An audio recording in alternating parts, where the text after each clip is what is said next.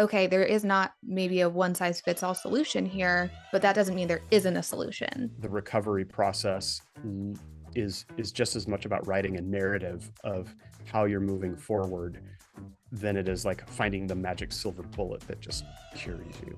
But like we have to believe our patients when they Agreed. report symptoms.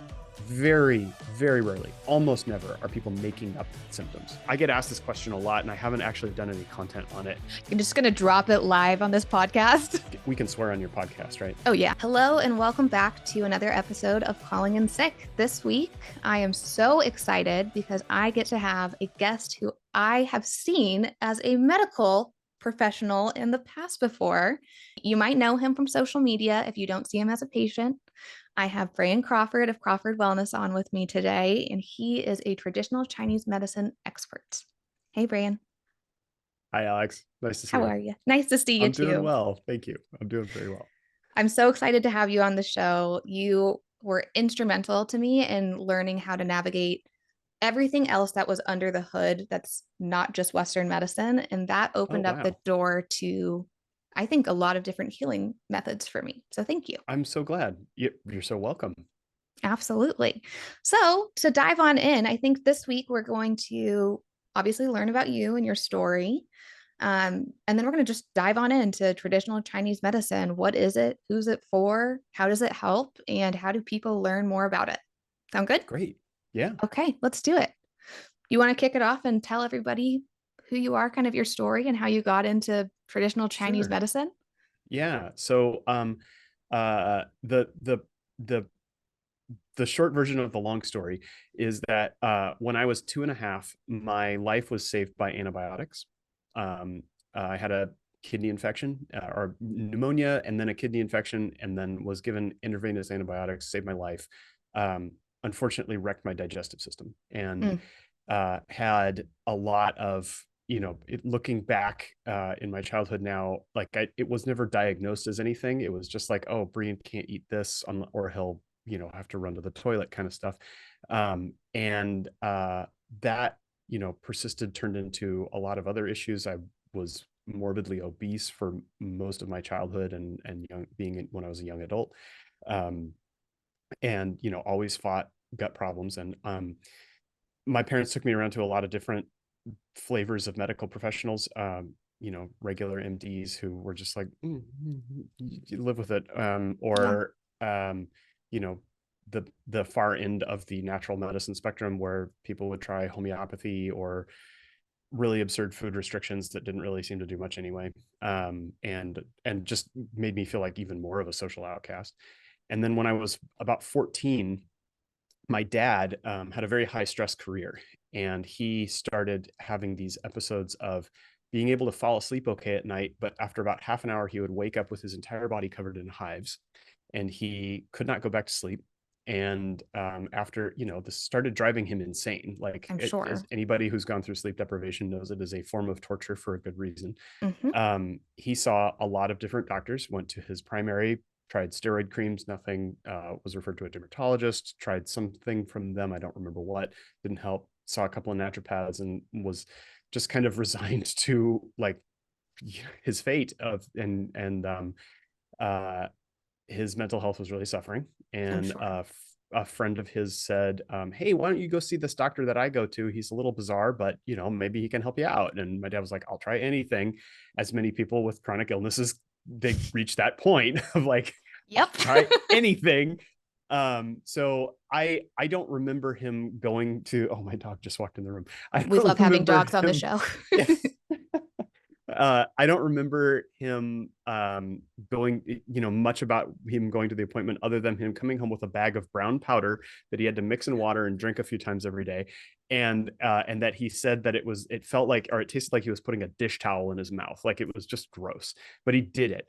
And two things happened. One was that he got better, which was incredible. And the second was that the doctor he saw had the wherewithal to say to him, I think I can help you, but there's something going on in your life that's causing this. And until you address it, like, it's going to come back at some point. And so it went into remission for 10 years or so. And then when I was in my mid 20s, it started happening again. And so my dad at that time decided he was just going to retire. uh it was he realized it was the stress of his work that was causing it, and he retired a few years earlier than he had planned to, but made it. He and my mom made it work financially, and then Hmm. um yeah, it just kind of went away on its own at that point. Wow. And the man that he saw, who gave him the herbs, ended up, he was somebody that I later reconnected with. He's rather well known in the world of Chinese medicine in the West. um, I started studying with him privately when I was in Chinese medicine school, and then later got very lucky. And so my experience in Chinese medicine school in the United States was mixed. Some parts of it really excellent, some parts of it very poor quality, especially what I felt was the clinical experience. Hmm. When I was in an internship, we were learning a lot about internal medicine. And some of these books on the shelf behind me have a lot to do with that. And I would read these case studies about patients with things like my dad had, where, and my mom at the time was suffering with some digestive issues, things that I had struggled with my whole life. And I was like, I feel like there's something here. Like there's cases like they're writing up about people who they eat this food and all of a sudden they don't feel good, or they have Yeah. these skin problems, and there are, cures written about in these things, and case studies and a lot of wisdom. And I would ask the faculty, and the many of the Western trained faculty especially were like, yeah, I don't really know about that. Let's do some basic acupuncture and, refer them to dermatology. And I'm like, they've already been there. They don't have any answers. Can we try some of this stuff? And they weren't really well versed in it. The Chinese Got faculty it. were. They Hmm. were very, it was very hard to get on their shift. They would often, they would have like one clinic shift a quarter, and there was a lottery system. It was very hard to get on those shifts. And when I did, it was a great experience, but I wanted more education in internal medicine. Okay. And so I got really lucky, and the guy who had actually treated my dad had a clinical practice that was pretty well known at that time for treating very difficult to treat chronic infections, post-infectious syndromes. He has a sort of subspecialty in oncology, Chinese medicine oncology, Wow. which is, yeah, a whole fascinating world in there. I'm sure. And I got really lucky and just, kind of did the thing of like showing up, and eventually had one of my teachers recommend me to him as a he needed an employee. And so I got my foot in the door, just like, fixing computers and filling herbal formulas and doing that kind of stuff right out of school, and ended up having a 5.5 year long residency with him, where I, very quickly after getting in there, he started letting me treat his patients with acupuncture, and then eventually seeing them for herbs, and, working under him that way. And that was my kind of formative clinical discipleship, or residency, as we call it here. Okay. Got to see a lot of complex patients, really learn how to manage cases like this, learn where Chinese medicine really shines and where it doesn't, and how to work with other providers, because, people with chronic illnesses oftentimes need to see, there needs to be a physical therapist, there needs to be an Yeah. occupational therapist, there needs to be an acupuncturist, or an herbalist. They need to We need have a lot of primary help. care. Yeah, yeah. As you know, like you got to see a lot of different people, and each of us has to know what our role is, and And what we what can it's do not. well, and what we can't. Yeah, and what it's not. Hmm. Exactly. And have like the referral is the most powerful tool for a lot of providers. And it's Yes. like, if I see somebody where it's like, your thyroid prescription has not changed in 5 years, but your labs obviously have, like, you should go back to your endocrinologist. Hmm. Yeah. And then I got the opportunity to study in China. That was really wonderful. See Chinese medicine used in its native environment, which Yeah. in the West, we often separate it from Chinese culture, which you can't, because it's evolved in an environment where really nasty infections are everywhere. Mold Huh. is everywhere. Okay. It's evolved in an environment where it's now very well integrated with biomedicine. So it many times in China, the scope of practice is different than it is here. It's not quite as cut and dry. And so, for example, you can go to medical school in China, get an MD or the MD equivalent there, and then do a Chinese medicine residency, or vice versa. You can go to Oh, Chinese fascinating. medicine Okay. school and then do a surgical residency and go work in a hospital. And so sometimes, after surgery, doctors will recommend an herbal formula to help you recover, or you go see an herbalist and they'll be like, antibiotics will work faster, take this. And Fascinating. Okay. Yeah, And that's yeah, the and then way they it use should herbs for side be. effects. Yeah, it's really nice. I wish we could do more of that here. Me too. It's yeah, um, maybe someday. I But think so. yeah, that's most of my story. And then as you know, I've been running a clinical practice for a long time, and then about 4 years ago, kind of jumped on social media and started talking about my patients and what I do, and try and give people hope and education about some of the deeper context of chronic illness. Um, a lot of people are really frustrated that they can't find the cause of it, Hmm. and I'm trying to show, like, as with as much grace and humor as I can, like there is more than one cause for Yes, everybody, and it's more of a each patient has a story of their life, and there's a lot of contributing factors, and the recovery process is just as much about writing a narrative of how you're moving forward than it is like finding the magic silver bullet that just cures you. But absolutely. And I think yeah. so. The way that you and I met is I found you on TikTok, I think Oh, during that's right. COVID, Okay. and Yeah. just slid into your DMs because I was that patient that was looking for the silver bullet. And I was hitting a wall with Western medicine. That's all I had tried. I grew up, as you know, in a Western family, or in a Western Your medicine father's a family. physician, right? Yeah, he's a Okay. pediatric urologist. Yeah, And yeah, so yeah. that was my exposure to how you handle any kind of medical issue. And Hmm. I didn't know about any other really healing modality out there. But when shit hit the fan and things were going south fast and I couldn't find answers, I got out of my own way and said, I'm going to be curious about everything else that's out there. And the way that you explained Eastern medicine, and not just Eastern medicine, but chronic illness itself, and how it is so unique to each person, it made my eyes open to, okay, there is not maybe a one size fits all solution here, but that doesn't mean there isn't a solution. And that Yeah, solution is going to look really unique to each patient. And it probably is yeah, going to pull threads from tons of different healing modalities. But that said, yeah, you can get better. yeah, And you gave me a ton yeah. of hope, which was what I needed at that time. And then also made me feel a lot better, which was really great. Oh, good. Yeah, I mean the proof is in the pudding, and unfortunately, um, there's a lot of I'm harsher on alternative medicine than I am on biomedicine, because it's like you can we can swear on your podcast, right? Oh, It's yeah. like you can call your brother or your sister a shithead, but nobody else can. But Yes. so I know a lot of people have had major problems with the biomedical world, and I don't minimize those at all. Like the institutional problems are terrible, and there's a lot of They great are. providers stuck in really bad institutions. Very true. Um, and then insurance, which let's not go there. That's a day story for another day where Yeah, we can just yeah, completely um, shit talk.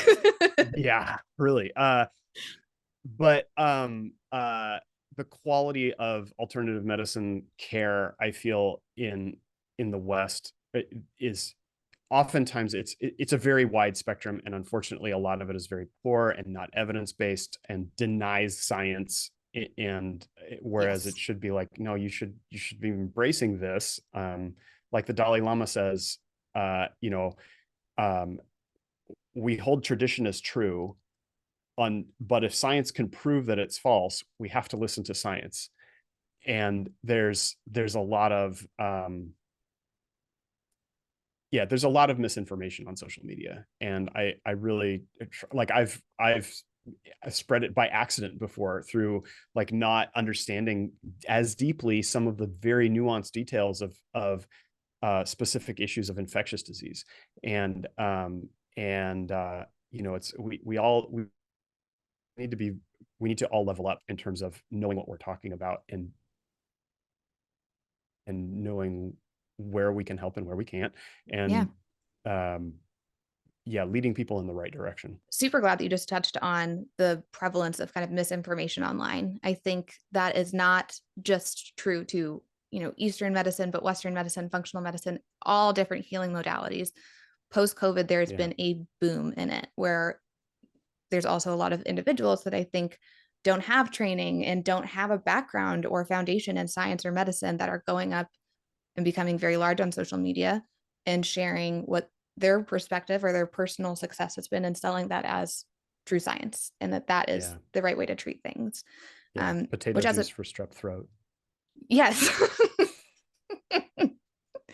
Everyone has a cure for something these days, apparently. Yeah. But I love how you have addressed that, and like you myth bust on your social media, and you walk people through when there is something that has become absurdly popular, and explain why that's become popular, why that's successful for certain people, and then why that's not pure truth. uh, Again, there's a broad spectrum of misinformation that's perpetuated on social media. And one of the things I like about social media is that there are creators whose like their whole platform is just breaking down misinfo. And It's awesome. whether it's medical or political or environmental or anything like that, like I really appreciate those people. I'm trying to do more about like bringing just saying like, hey, this is a thing that exists and it's great for you, and talk to your doctor about it. Yeah. But there have been, I feel I'll just talk, I'll just try and keep my own house clean. The world of Chinese medicine in the United States is fraught with misinformation, and I like was exposed to a lot of this in school. And so we had a lot of people teaching at the school who frankly should not have been. Got And it. there were excellent faculty as well. And I'm not trying to like throw the entire educational experience of Chinese medicine in the United States under the bus. It was a very big mix, but there's a lot of deprogramming that has to occur for Mm. providers to be responsible afterwards. And some people don't get that. And there are, like, I did a video a few months ago from reacting to someone who was a TCM student at the time who was promoting a Chinese medicine formula as a cure for long COVID. Like, just Mm. that was what she said. She's like, I have the cure for your long COVID. And I like, that's such a Yikes. red flag. Like, yeah, like there's so many different ways it presents. There's so many Uh-huh. different actual things going on that get diagnosed as long COVID. Like, it's not the same thing for everybody. Totally. Uh, whether it's symptom wise or cause, or like what the contributing factors and causes are. Some people it's a persistent virus. Some people it's reactivating Epstein-Barr. Some people it's triggered autoimmunity, Mm-hmm. dysautonomias. Like it's a lot of things. And um, and then the formula that she recommended from a Chinese medicine perspective is not really appropriate for most of the clinical presentations of long COVID we see. There are a Oh few, dear. and it and it worked for her. And like, so it's like, yeah, okay, use yourself as a n=1 case study, that's fine, but be upfront for that. Don't promote that you're saying this is the formula that's going to cure your long COVID. We Ugh. also don't use the word cure. Like we can No. use help, we can use remission, we can use like address mechanistic factors that could be causing the symptoms that you have if you're in a very Yes. specific world. But to say cure is rather irresponsible, I feel. I completely agree. um I actually think it's a massive red flag when any provider from any healing modality says that they can cure you and you have a yeah, chronic illness. yeah, yeah. And yeah, they're like, even the things that are super reliable, like, antibiotics for a bacterial infection, that's going to cure it most of the time, Yes. but not every time. Not every and time. and And just for something like saying, long COVID, like that is, you're right, it is totally irresponsible because that is so individualized and in a, I don't know, I was just going to go with that one. Um, it yeah,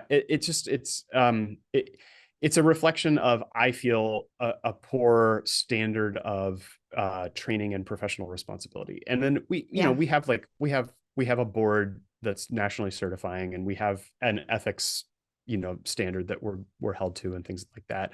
um it's like anything else on the internet. It's just the wild west. It's not really enforced that specifically or very well or right. uniformly. So yeah, it's But that social happen pressure. that happens with truly every healing modality. There's someone that finds something that works. They don't mean, I always like to assume good intent. I don't think anyone likes to prey on the weak that is the chronic illness community Oh, and is so oh, there are desperate. people who do though. Oh, it's so bad. I mean, Oh, yeah, like what's his like, there's a MD. I don't know if he's even still a doctor doing it. Paul Saladino, I think he's the carnivore MD guy. oh, Like, oh, yes. Ooh. And Gundry kind of does Or this too, honestly. Gundry. I don't know. Oh, is Dr. he Gundry. he's the yeah, I think I've seen his The plant ads. paradox, Okay. stuff like I that. don't know that one. Similar. It's a one cure and it's all about lectins. Okay. Okay. Oh, he's the guy who's like, don't never eat beans. Like beans will Yes. kill you. Yeah. Yes. Apparently he's never been to Latin America. Yeah. Um I, like it, there's it, yeah, it's a really weird world, and there is yeah there I think there is some predatory stuff going on. You're right. Um, I think there is. I think there are people that have that viewpoint, which is sad and scary. yeah. Um, but the nice thing is, I have one on my show that doesn't have that personality at all, and Trying.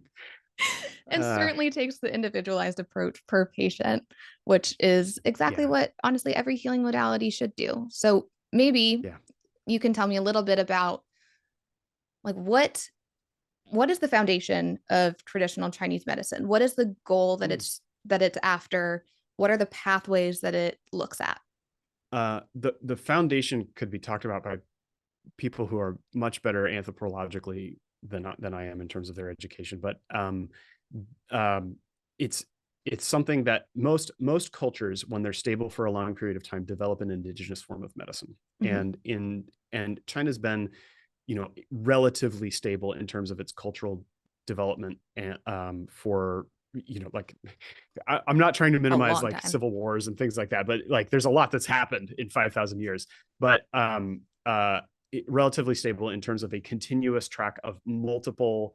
It starts as like a family lineage of, somebody using herbs in a certain way, or and then over time these things communicate with each other and become an ecosystem, and it's integrated with nutrition, architecture. Like feng shui literally means wind, water, and so it's the way in which air and water move through a building or a community, like where you bury your dead, how you, where you put the windows of your house and the eaves so that the water doesn't run in, that kind of stuff. And it's very practical, where the rubber meets the road kind of thing. This uh, um, because of its geography, we think China's been fairly culturally stable for a very long period of time, and so a lot of these traditions have evolved, and there's been a lot of they've had a very long history of written language. And so whereas some texts have been lost over time, some we still have texts that are 2,000 years old,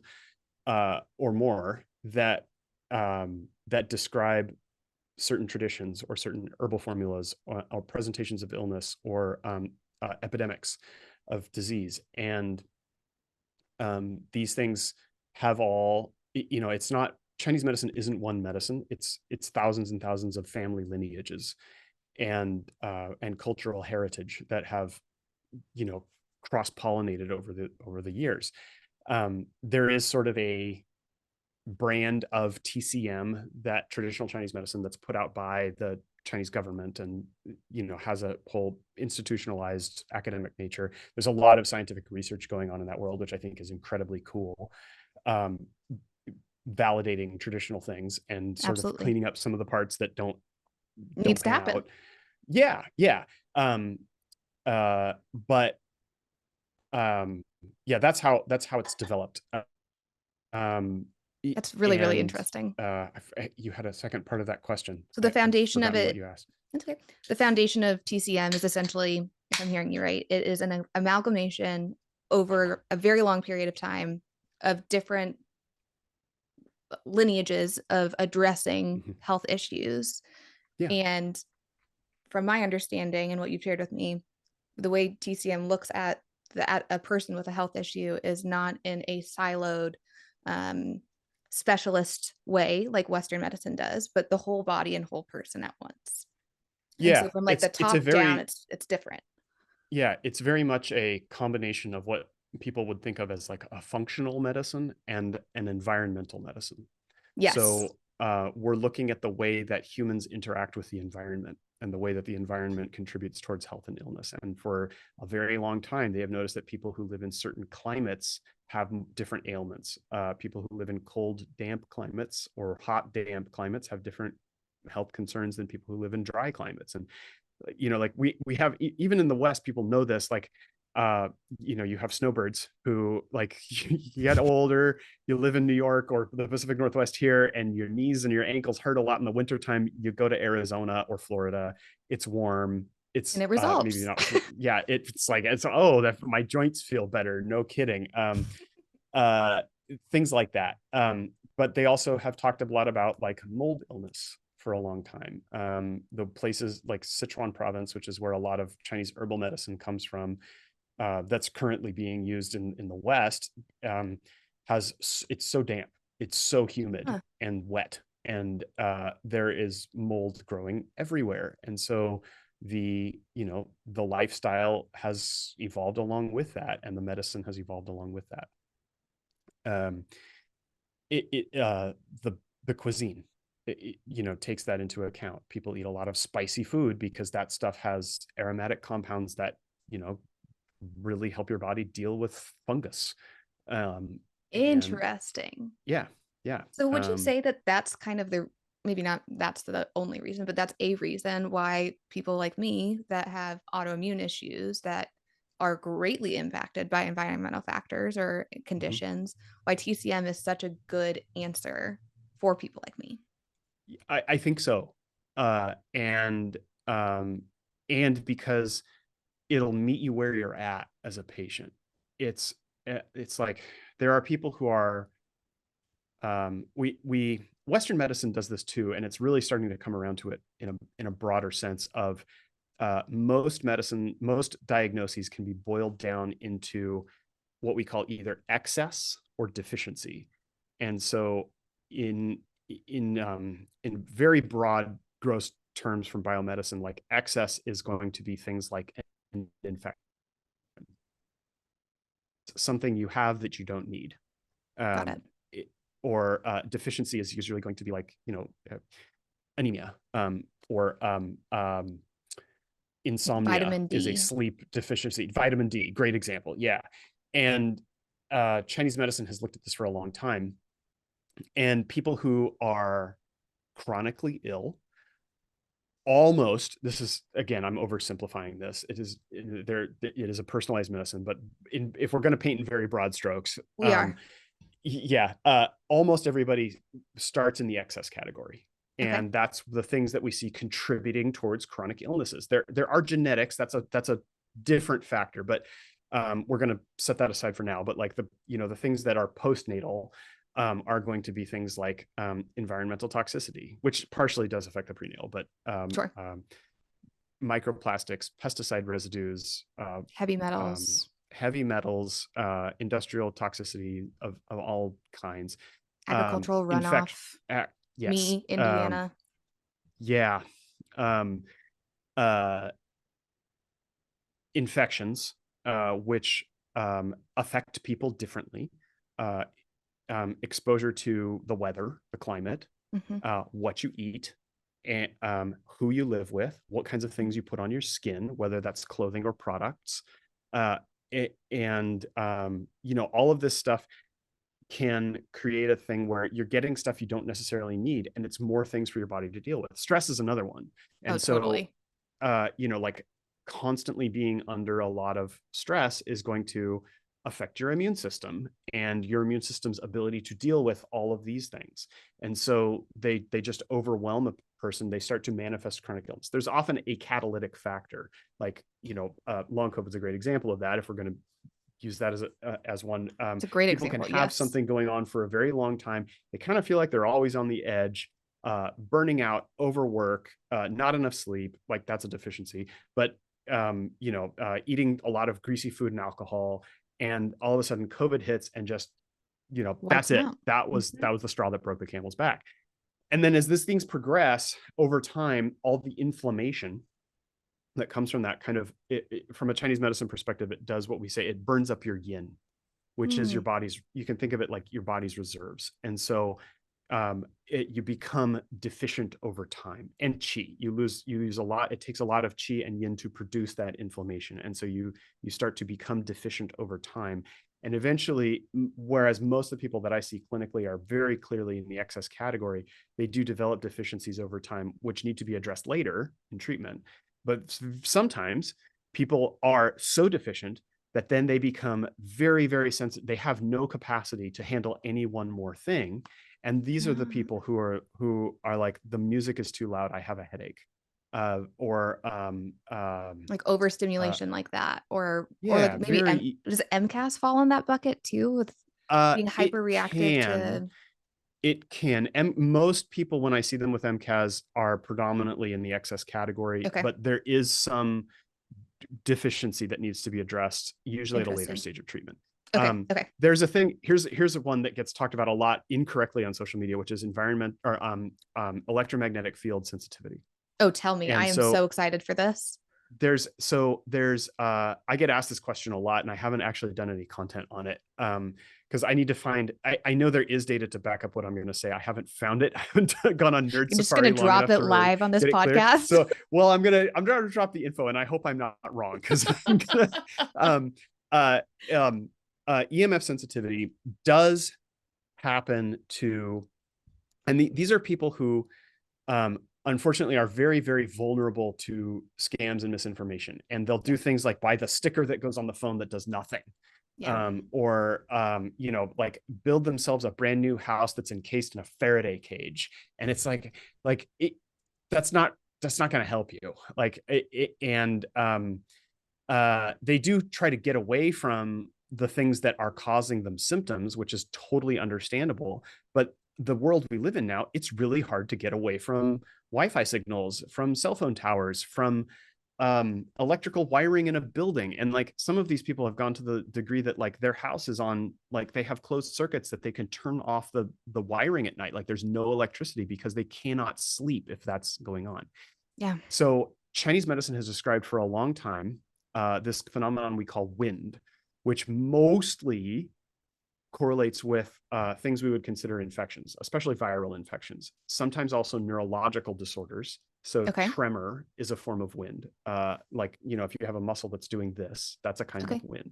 Okay. And wind can be from excess, from something coming into your body that you don't need. It can also be caused internally, or it can be both of those, like a deficiency that then makes you more sensitive to something from the outside. Okay. People who are more sensitive, this is how people's eyes start to roll when I go here. I'm so excited because it's a long story. People who are very blood deficient. So blood is the container. So wind is a kind of pathological qi, which is gas, and mostly it can also be things like electricity or infrared. Sometimes can be a form of qi, but most of those gases are contained, like things like nitric oxide are contained in our blood. Yes. And okay, I'm following you. So when people are blood deficient, they do not have a very good, very easy time containing qi, and their body tends to flare out more easily. Interesting. They also are much more vulnerable to things coming in from the outside.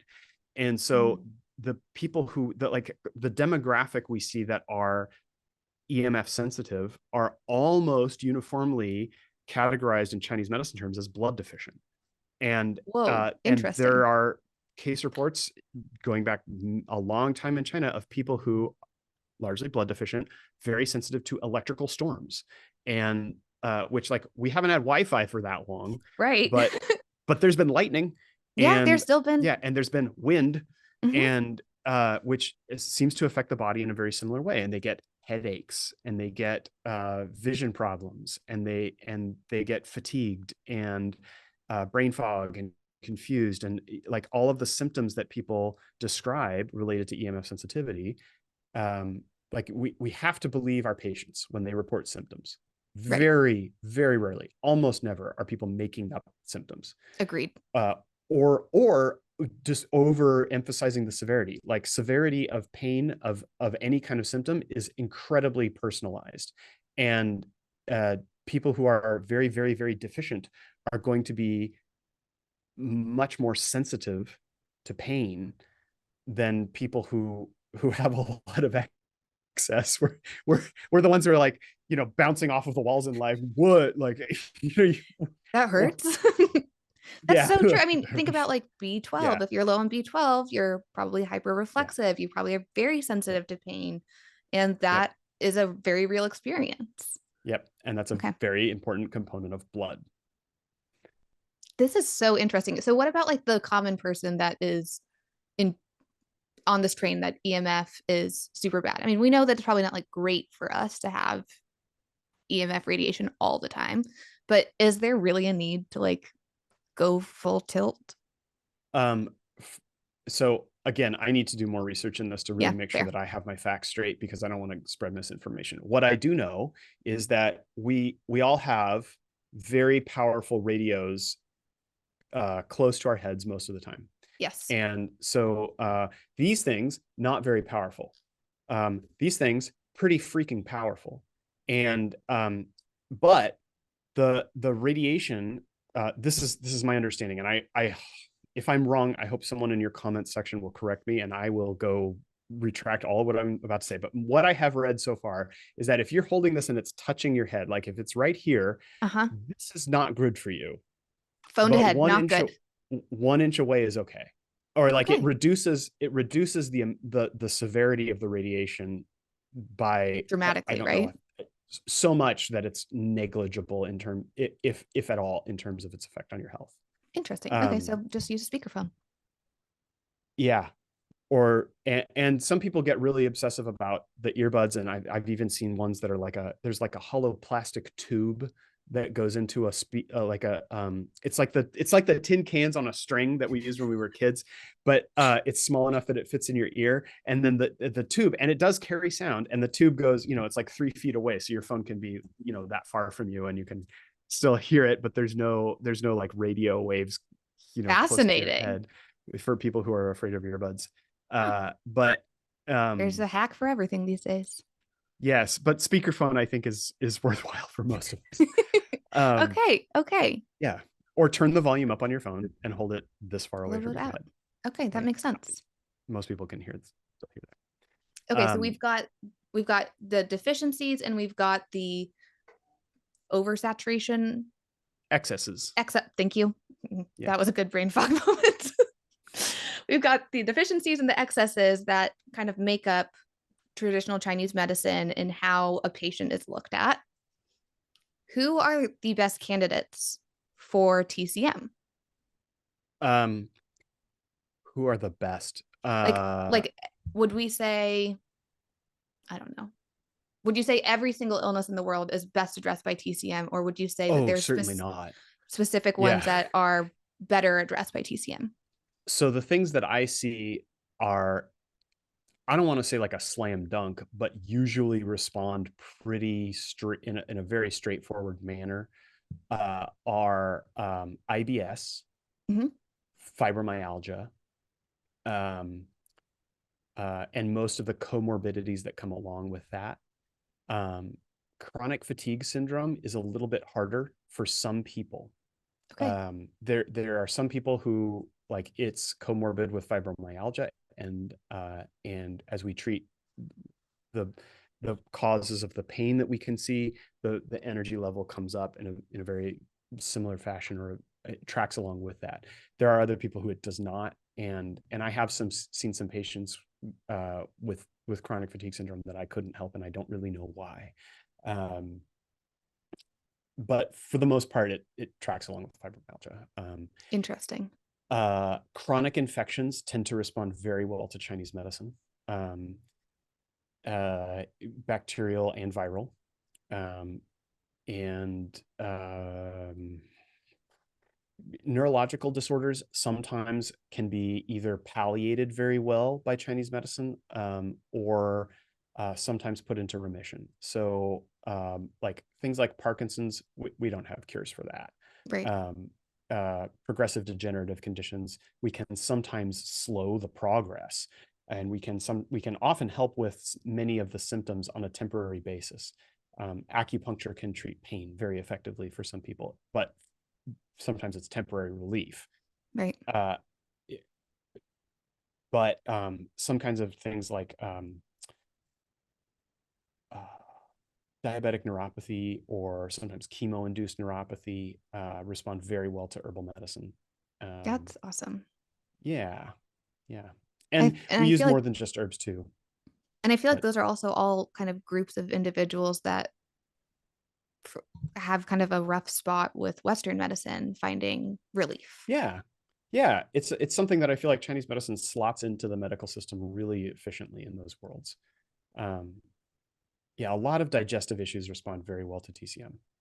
Why is that? And uh, because we do a really good job of making dietary therapy simple, Okay, helping people with food choices, and then with herbs, like we're directly going like we're using plants which have phytochemical compounds and fibers that directly either reduce unhealthy bacterial species and yeast species or increase healthy ones. So you think of like antifungals and antibiotics, and then prebiotics.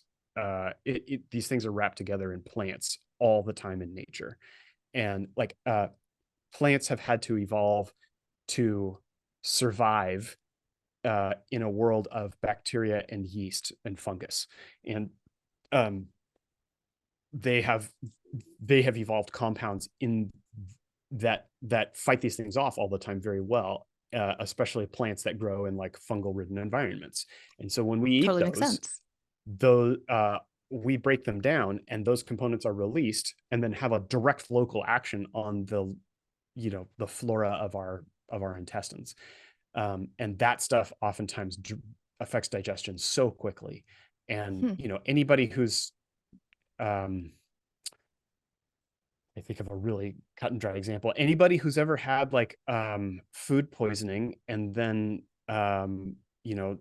ate a bunch of garlic, like raw garlic, and just like it's not fun. It'll make you stink like crazy. It might burn your stomach a little bit too. Like you shouldn't do that all the time, but that will take care of a lot of Neutralize?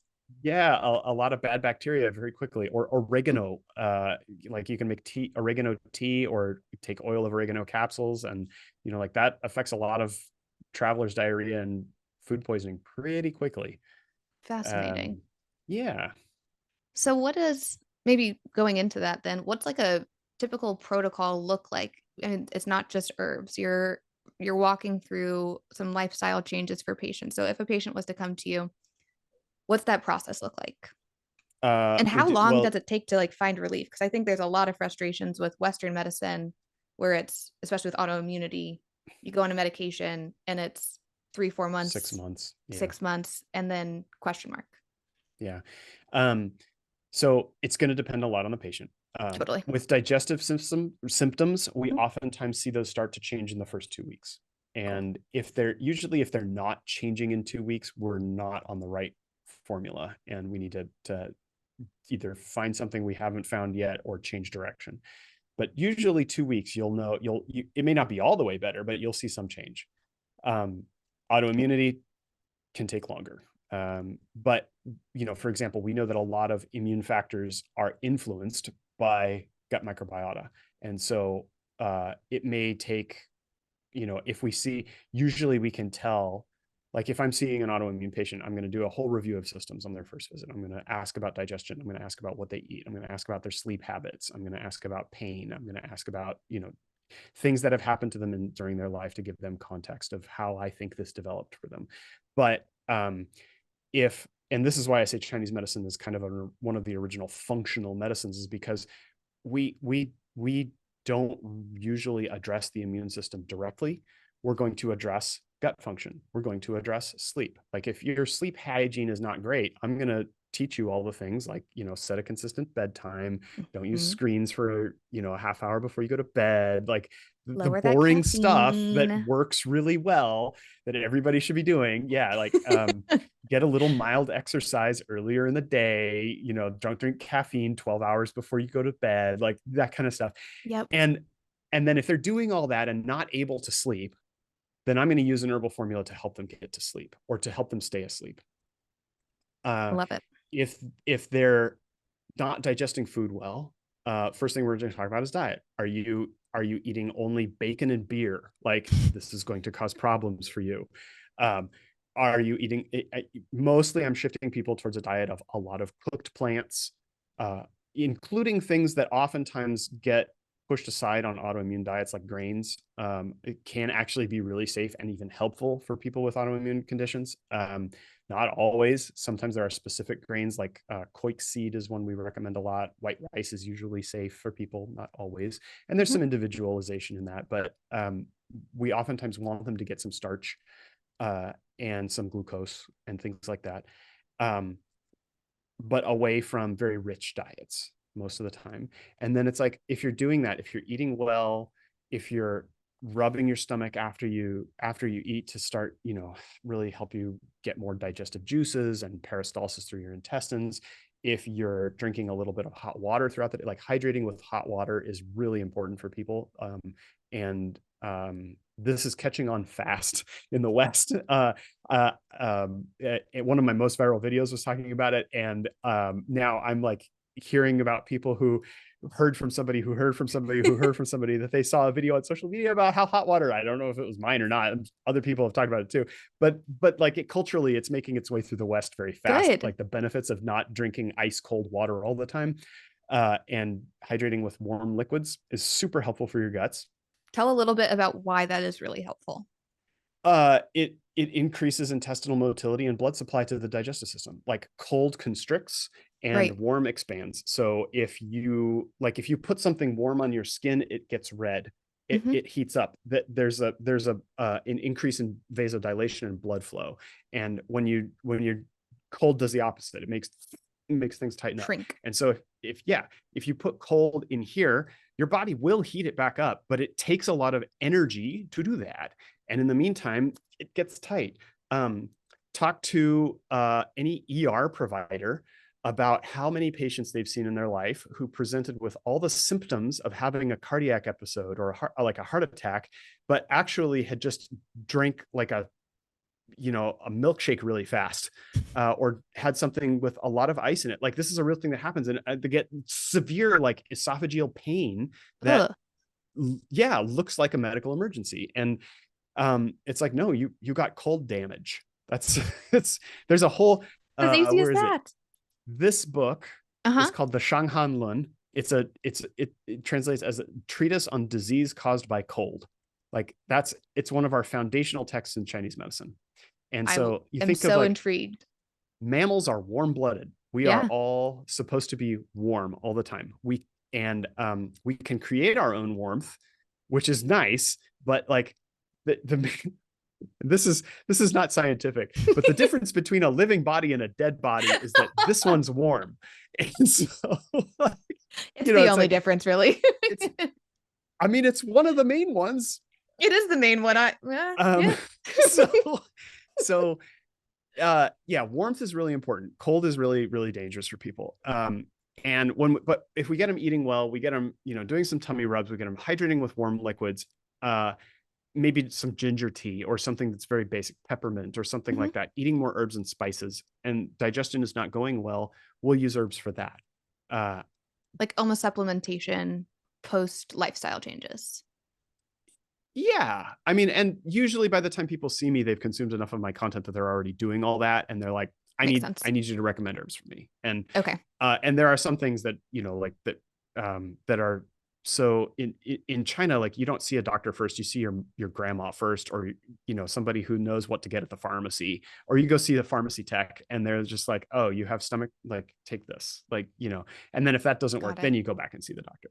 But it's very, Fascinating. most of the stuff is so safe that you can try it, and Yeah. it's going to work or not. But um anyway, it's a functional medicine. So it's like, when you're digesting well, when you're sleeping well, when your immune system starts to work better. And so for women, it's like, we're going to also do a whole intake into the endocrine system and Hmm. reproductive health and function in that respect, because that's also a key marker for health.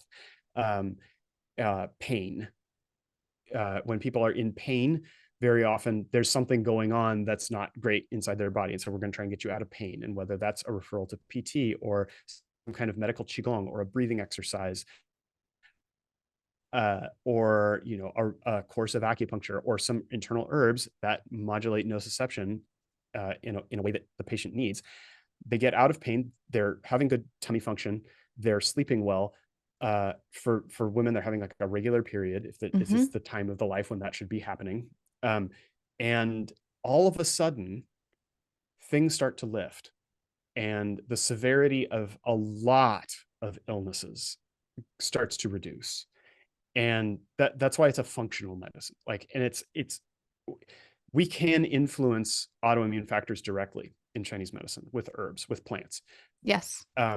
Those are very strong herbs and plants, and they're not always safe. And so you can I don't even want to talk about them on a podcast like this, because people will go and Google it, and you can buy it anywhere. And some of this stuff is not okay for people to try themselves at home. Like, it Got it. needs to be Okay. done under the care of a provider who knows how to use it appropriately, and when and for how long, because like some of these things are the things that like pharmaceuticals get based on or made Yes. from. And Yes. you can actually go out and buy the plant. It's legal for anybody to get, but whereas you need a prescription for the pharmaceutical, but they'll have the same chemical effect on your body. It's Um, wild. Most of the time, we don't need those, because when we get people functional in Yeah, every back to like a respect, homeostasis. the body will kind of return there, and it's a beautiful thing to watch. It doesn't I'm sure. always. We do have those medicines for a reason, but um, yeah, like for most people, they'll get the most improvement in quality of life by doing the really boring stuff, and that It's our culture true. does not emphasize very No, I well, I we think. live in an environment where I think medications are overpushed. Mhm. The patient doesn't want to take on any kind of responsibility. I'll use that word, and even though I know it's going to upset some people, doesn't want to take on the responsibility to make lifestyle changes that would Yeah. greatly I, impact their life and perhaps lower their dose or even need for some medications. yeah. Yeah. I see that too. I Yeah. like to give people the benefit of the doubt, but there really is a lack of responsibility on a lot of people's parts. Yeah. To come at it from a very compassionate perspective, I think a lot of people don't know that there's anything else available besides medication. And Absolutely. And that or those little or lifestyle changes will actually cause yeah, big changes in their life. yeah, yeah. I was in that bucket for sure, hands down. I remember when I first met you, I was in the I'm so complicated. Every single doctor I've talked to thinks that, I'm their most complex case. None of the lifestyle things have worked for me. And at that time, maybe the lifestyle things really hadn't worked for me because there was so much excess in my body that we couldn't even get those things to work. And so Yeah, we had to kind of do an whole overhaul of everything. So if you're at a point where things are too aggressive, maybe the lifestyle things won't quite work yet. But if you're at a point where things are just starting to percolate, you have an opportunity, I think, to hmm, make some lifestyle adjustments, to do some of these quote unquote lower lift and just see how perhaps that impacts the severity or the swing in direction that your health and body go in. yeah, yeah, But I think there is resistance to doing those things. yeah. And social pressure against doing them Yes, too. very, very Uh, much so. and actually, it, one of the really capstone pieces of recovery that I don't see people doing enough of, and again, I'm gonna come down very much on the side of compassion, because our society is so isolating. Like, Very. for healthy people, Yeah. otherwise healthy people are very isolated in this culture. And then you start dealing with a chronic illness, and like uh, all of a sudden, like, you don't have friends anymore. No. um and one of the key pieces of recovery is social contact. Yeah. um I have this conversation with every patient when it looks like things are getting into remission for them.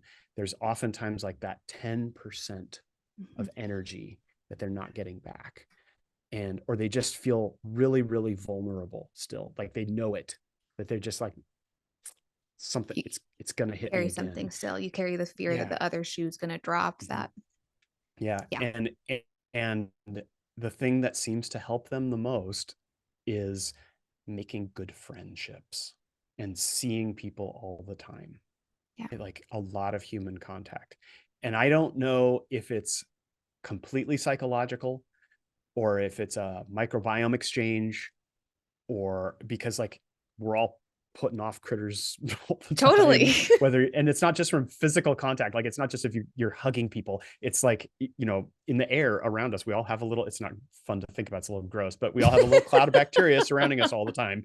And as one of my better faculty members said when I was at school, we were talking about the GI system, and he was talking about gas production, and he goes, you could tell this is his favorite part of teaching this class. He goes, just so you know, everybody's farting a little bit all the time. All the time. If you're all breathing it in. Yeah. We respirate through our skin, like and Yeah. so, but if you're isolated, if you live in a bubble, like you're not getting exposed to other people's flora. And that's something that evolutionarily would only happen to you 1,000 years ago. That would only happen to you if you had been banished from your home. Yeah.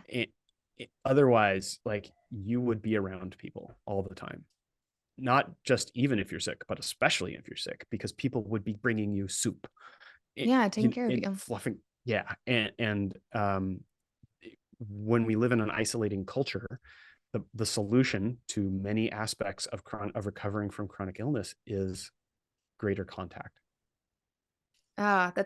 I'm really glad that you're saying that, because I think that's something a lot of people with chronic illnesses absolutely struggle with, whether that's a physical restriction and not being able to have mobility and leave your home and thus make new connections with people that might be more understanding of someone with a chronic illness. Mm-hmm. Um, what do you think about like how chronic illness patients seem to flock to each other online? And there's not an exchange of the gut microbiome flora and that But exchange, but there's there is yeah, the brain chemicals, happy chemicals going off because you're building those new connections. I think it's very well intentioned, and I think it's a step in the right direction. I Like like that. ultimately, there is no replace for being in the same room with someone you love. Totally agree with Um, you. but there, or someone who you feel safe with and who Yeah, makes you feel happy. But in the absence of that, if you like not having that, like we had to go 4 years of that with a pandemic, true. and in the absence of that, having a good conversation with somebody who you feel like gets you and understands your story and can just validate your experience, and I think is really, really helpful. Yeah, I think so um, too. and I think um, you just want to be careful that they're giving you good ideas. So like Yes. there's a lot of Facebook groups and things like that where people go on there and it's like, oh, this essential oil cured my cancer, or Yeah. this, like that kind of stuff, and it's like, Mm-mm. careful with that. Yeah. But the desire for human contact is necessary, is like very real, and I think it's a noble thing to pursue. Uh yeah, I mean, like we have we have an online community for people who want to connect with each other and learn about Chinese medicine, and it's moderated. Like we're not going to let Wise. uh really off the wall kind of stuff get spread around in there. Or if we do, it's going to be as a GIF, and it's going to be obviously in jest, like some sort of animation Yes. just for fun. But no, we're not, we're very careful about the kinds of like therapeutic ideas that we promote in the I group. think it's a really, I mean, I think it's really great that you guys have that, and also great that you have the barriers in place to protect people so that they can heal and not waste their time or energy or money or emotions on something that's just absolutely bogus. Yeah, yeah, yeah. We're always just trying to do better, and show up for our patients in the way that they need us. So is that, would you say for anyone listening, is that the best way to kind of dip their toe in if they wanted to learn more about TCM and engage with you? Is this platform? Yeah, there's a lot of options. They can find a local provider. If they'd like a referral to one, they're welcome to contact my office. I have a lot of colleagues in all around the country that do great work. They can join our online community, or How do they they find that? can It's going to be linked on my website very shortly. It's not right now, Okay. but it is in my link tree. If they go to any of my socials, it's the top link in the link in the bio. It's the top thing that's on there. Awesome. It's called the Chorus Circle, and my colleague Andrew, Dr. Miles, and I are running it together through the company we started called Chorus, which is there to help people. We're starting with digestion, but we have plans to expand it for people with other chronic illnesses as well, to find support and yeah, be able to like live in the real world and eat real food within moderation, and not struggle as much The as they might dream. otherwise. The Yeah, dream. the dream, right? Yeah. So, what kind of discussions do y'all host on there, and how do you engage with the community on this platform? So what we're starting with is that we're having every week I'm going to get on there for 1 to 2 hours and just hold what I call office hours. So there will be a lecture on a specific topic which the community can ask for and then upvote. And what gets voted on is what I'm going to cover. I'm putting in suggestions of like things that I think people might want to know about that I I love haven't been it. able to cover as in depth as I can on social media.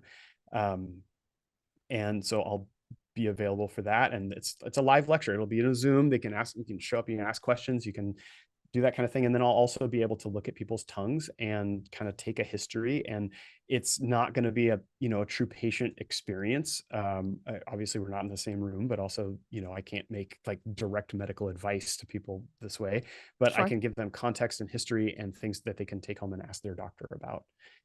And give them the Chinese medicine perspective on what I think is going on and what kinds of questions they should ask. I love it. You also just dropped one of my favorite things, which was looking at people's tongues. So, to people that are Yeah. not familiar with TCM, we could give some context. Yes. So the tongue is a muscle we can see, and it's a part of the internal part of our body. It has skin on it, but it reflects a lot of the internal conditions of our body. And so Chinese medicine has developed these ways of being able to tell like excess and deficiency, like we were talking about. We can tell a lot about gut function from the tongue, especially its coating. So if it has like a really thick fur coat, that means usually an overgrowth of unhealthy flora. A lot of this stuff has been dived into it scientifically, and so we actually have quite a bit of validation for these traditional ways of looking at the body and diagnosing things. And there is now, I don't have access to it yet. We're hoping to kind of get this out to the public at some point, but there is now an AI tool that can do tongue diagnosis with 96% accuracy, like give you a Whoa. biomedical diagnosis by looking at your tongue. And yeah, it's pretty cool. So I love technology. That's awesome. yeah. But we can tell things like, blood flow restriction, we can tell endocrine situation, we can tell oftentimes symptoms people are experiencing like anxiety, insomnia, lower body pain, menstrual concerns, things of that nature. And it's one of the it's one of the ways that Chinese medicine really, really shines, is being able to take a quick look at somebody's tongue, and it's an insight into the body that they oftentimes it's one piece of context. It's not the whole picture, but like by asking just a couple of targeted questions and looking at that, we can be like, oh, okay, you have damp cold, and so we're going to use warming, drying substances to treat you, that kind of thing. We can tell some symptoms directly from the tongue and the history, but most of the time it's like we combine the two together, and then we know a lot about people and how to help them. I remember the first time we were working together and I sent you a picture of my tongue, and it was so validating to talk afterwards because you were telling me things that were going on in my body that you were figuring out based off of what my tongue looked like. And I remember sitting there like, oh my God, this is not in my head. These symptoms are real. This is Yeah. provable. There's a proof Yeah. point. And I feel like a Yeah. lot of autoimmunity, there's not a proof point for some of the things we feel and say. Yeah. And this is a really nice way to, I think, hone in on those symptoms and make the person understand that you're not going crazy. These are Yeah. real. No, very rarely are people like, it happens, but very rarely are people actually going crazy. Yeah. We're Very just rarely is spinning it out. just actually anxiety. Usually it's Yeah. anxiety and something. Yeah. And something's causing the anxiety. And like Totally. the anxiety is a symptom, and the Yes, cause of that is something that needs to be addressed, absolutely. I'm distilled, and wondering what then my tongue addressed. looks like right now. a little hard to tell. Looks thick coat, thick coating. We probably have to have another meeting. Drink some warm water. Start Okay. that. One of the other things I thought we could talk about a little bit is um, some like at home things people could try to dip their toe again into TCM. And one of the things Mhm. that I love that you have introduced me to is the foot soaks. Oh yeah. Will So you talk a little bit dip about their that? toe into that. It's a great Quite literally analogy. dip Yeah. their toe in. You can start by putting your feet in hot water safely, like up to 115 degrees Fahrenheit is safe. Most people don't like it that hot, but don't go over 115. You can scald yourself. I think it's at 118. You start to do damage, but Got give it. yourself a Okay. little margin for error for your thermometer to be off. Shoot for 100. Yeah, yeah. Start at 100, 102, 105 is where people oftentimes feel like that's good for now. Your Okay. tolerance will increase as you do it more, Makes sense. and do this before bed. Doing a hot water foot soak like before bed dilates the blood vessels of your feet, gets your blood pressure to go down because your blood is going down to your feet. So there's less blood in your head, there's more in your toes. It warms up your feet. And then you go to bed with nice warm, you put your socks on and your slippers on after you get out of the foot soak, go to bed. And most people find that they fall asleep dramatically faster and they have a deeper, more restful night of sleep just by doing a hot water foot soak. And a little I foot love it. massage. Just roll your foot around on a golf ball, or use your thumbs, or spend some quality time with your spouse and just Yeah. rub the feet on the couch. The dogs support The this dogs idea. are saying yes. I know Yeah, that I'm going to get a foot massage then later. That's yeah, awesome. um, a lot of people get a lot of benefit from this, and it's not going to cure a long-term autoimmune disease, but it is really healthy for you. And probably Probably will more so help a than little bit. drinking vegetable powders or you know Mm-hmm. yeah. Anyway, um uh it's one of those daily lifestyle practices that makes a huge difference in the long run. And then of course we can add herbs to the water too. So oftentimes I'll start by recommending people use like ginger, or it's called mugwort. It's an herb that's been used in Chinese medicine for a very long time. um but then we have like herbal formulas for people to soak their feet in as well. And most of the time, by the time people see me, they've already tried like hot water soaks and stuff. And it's like, it's making some headway, but we want to go faster. Or they have very severe neuropathy or something like that, and or fibromyalgia pain. And it's like, no, let's just use the herbs. Like, That just makes sense. When you use the herbs, is that promoting a detox out of our feet, or is it simply looking no, at, okay. So what about like those it's, detox pads that are sold online? Are we I'm debunking pretty them? sure that's bullshit. Okay, good to know. Yeah. I think I've used them before and thought, wow. A lot of people have. Yeah. I yeah, I'd love to see some data. I'll put it Yeah, that way.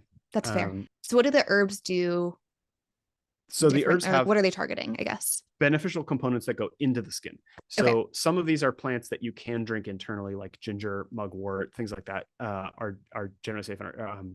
Lamioflamus is one of the key ones in the foot soak that we use the most often.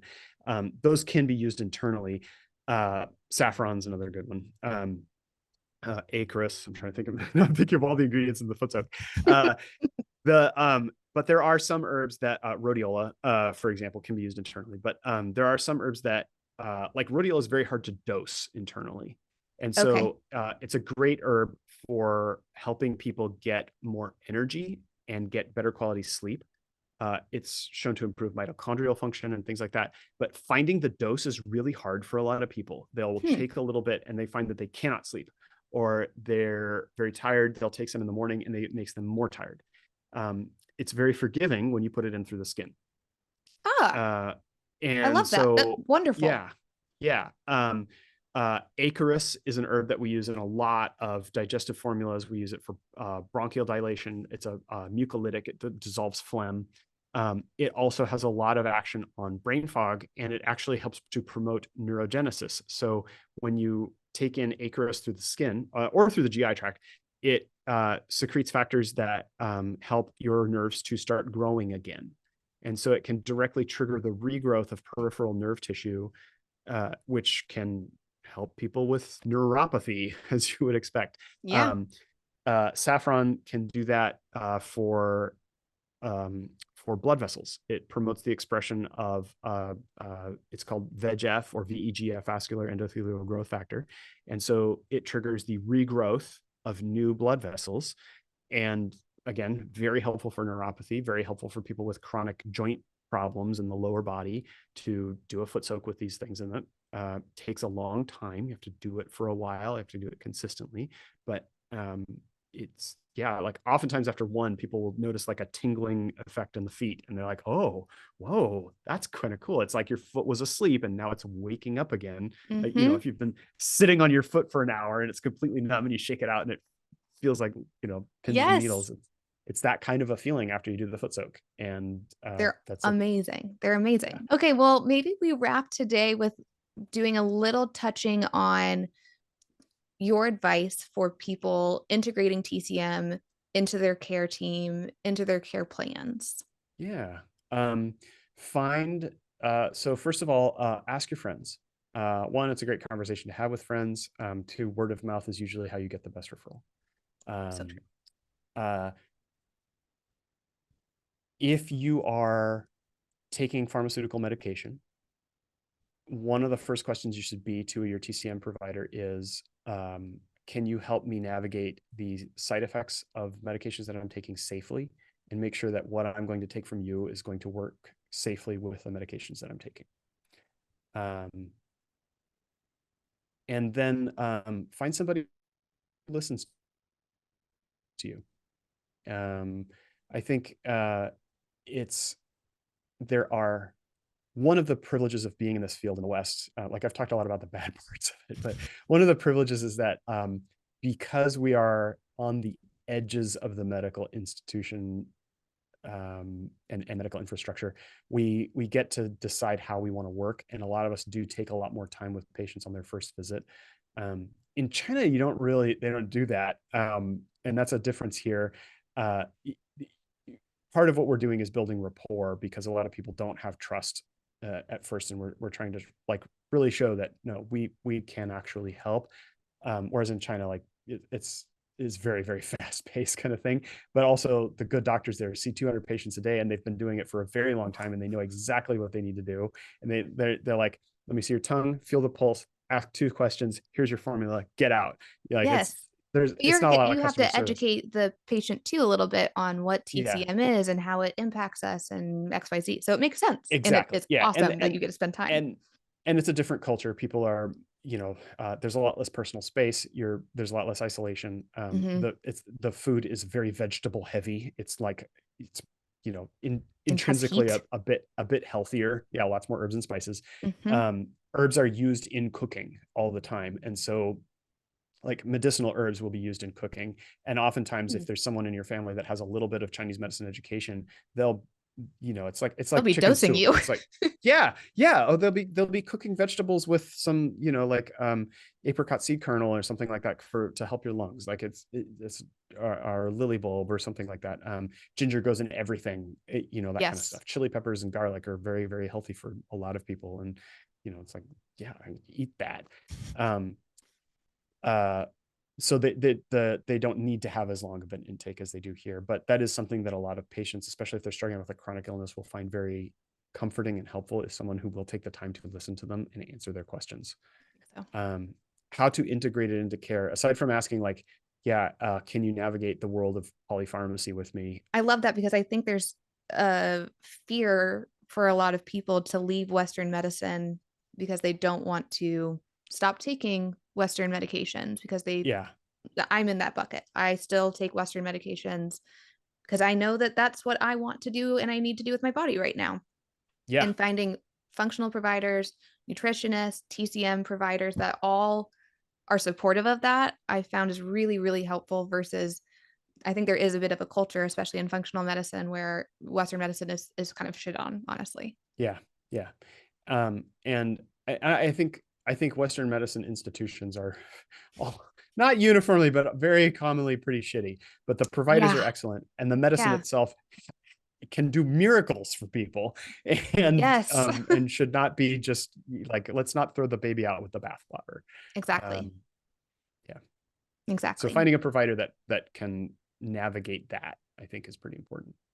Okay, well, I think that's a really good piece of advice. And I guess maybe last question I have for you is what are you really hopeful about for the future of TCM? Ooh, greater integration and into the I'm really hopeful for greater integration of Chinese medicine wellness concepts into Mm, Western culture.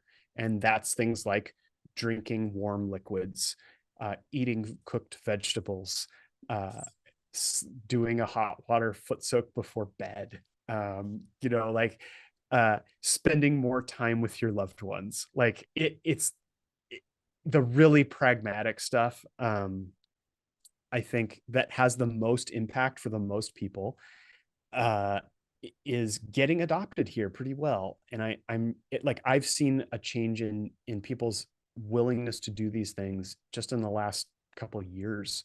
And I'm in that sense, I'm very hopeful and actually kind of proud to be an influencer. But I'm proud of you too. uh You're a great one to be an influencer for that. oh, thanks. I Yeah, like I'm really hopeful that people will adopt herbal medicine as well Me in a too. very safe and responsible way, because there are things like it's like thick coating on the tongue and tummy problems. Like you can take some formulas that are pretty safe. Yeah, Pardon me. you don't have to go full tilt and take some No, scary, scary, heavy medications with crazy side effects. you probably don't have to be on antifungal medication for the rest of your life. Like Yeah. there are people who do, but that's pretty Right. unusual. Right. And um, it's yeah, I'm just excited to see that kind of stuff adopted here more. I think it has a potential to benefit a lot of people's health in a really beautiful way. I think it also will help relieve a lot of the burden on the medical infrastructure here, because Yes. like a common story I hear from my patients is it takes 6 months to get in to see a doctor, and then you're waiting months for a referral to a specialist, and then you're waiting for lab tests, and then like the lab screws up your reading. You got to go get it done again. And then you try a medicine and it does nothing, or you try one and the side effects are atrocious. And then the specialist goes like, that's all we got. Sorry, you can steroids now And now forever. it's been two And years. yeah, and then it's been 2 years and you're still struggling the whole time. Yeah. And uh, I think if there was a greater responsible wellness culture here of Hmm. people taking care of each other, that there Yes. would be less of a burden on the medical system. And the really toxic elements of it need to be addressed directly, but I think Yes. just taking off some of the burden would help some of the medical system like do a better job of getting people in faster and helping them find effective care. I absolutely agree with that. And I agree. Like I think the wellness culture, we're starting to see the shift already, which is excellent. And then that takes the stress off the individual to have to navigate that on their own, which I think from where I've been in my journey, there's been times where I've been too scared to try different lifestyle changes and whatnot because it's so overwhelming to pick the right Yeah. one for you. Yep. And so Yep. having this culture of support and being able to go online and find somebody to help you navigate all of this, that's excellent. Like we are going to see changes in the amount of chronic illnesses potentially from something like that. Yeah. Yeah. I think we will. Yeah. I think chronic illnesses, because they have more than one cause, are just as much reflective of a culture as they are uh, uh, of of um, of those causes. Yeah. And I think as we're able to shift the culture in a healthier direction, we get less of that, and people find relief. I think so too. Well, that feels like a good note to end on. Thank you so much for being Cool. on the show Okay. today. This was so much fun to Oh, get to chat you're with welcome. you. And I always find Thank you like, for having me on. oh my gosh, of course, it was like an honor to have you on this podcast. You are someone who's opened the door for so many people to understand that healing can look different for each person and taken out like the guilt and the shame of pursuing feeling better in your own unique way. So thank you for doing that. Thanks. Thanks. Yeah, that's my jam. You're welcome. All right. And everybody, thanks for tuning in and listening. You can find your content at Crawford Wellness or Crawford Yeah, underscore Crawford. wellness. Yeah, it's Crawford underscore wellness on most social media platforms. Website is crawford-wellness.com. There you have it. Go connect. We'll see you guys next week.